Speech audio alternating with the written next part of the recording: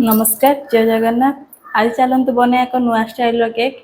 आशा करुँच आपण समस्त को बहुत भल लगे। तो चलते देखिए केमती हो। प्रथमे आमे गोटे ग्राइंडर जार अल्प किछि चीनी और गोटे गुजराती को भलरे गुंड करनबा। एबे आमे चॉकलेट बैटर प्रस्तुत करिबा।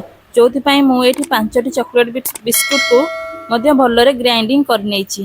तापरे गोटे बाउल रे गुंड कर रखिथिया बिस्कुट को दबा। एबे सेथिरे अल्प किछि दबा क्षीर, बेकिंग सोडा और बेकिंग पाउडर दे भल भाबरे गोटे चामच साहाय्य मिसई दबा। मु एथिरे चीनी देइनी जेहेतु बिस्कुट आगुर बहुत मीठा थाए सेथिबाई। आपन को जदि मीठा पसंद आपन चीनी एथिरे दे पारिबे। एबे हमर चॉकलेट बैटर रेडी होई सारछि। एबे चलंतु हमर व्हाइट बैटर प्रस्तुत करिया।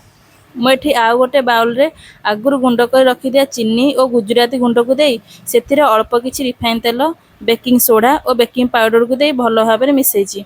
रिफाइन तेल जगह आपन चाहिए बटर यूज करि पारिबे।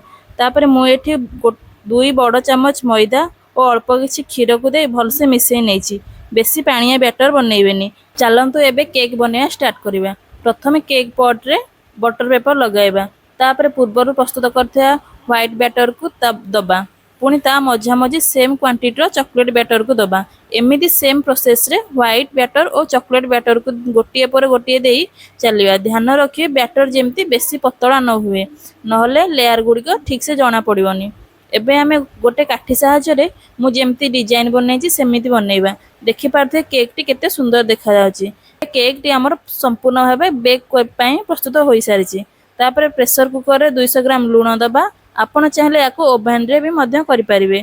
लूण टिके गरम हे गले वर्तमान केक बैटर को 30 मिनिट पई लो फ्लेम रे बेक पई छाडी दबा।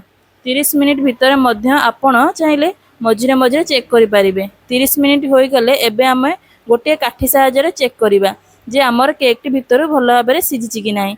एहा परे केक को किछि समय पई ठंडा हबा को छाडी दबा। ठंडा हैला परे ताको एक प्लेट को काढी नबा।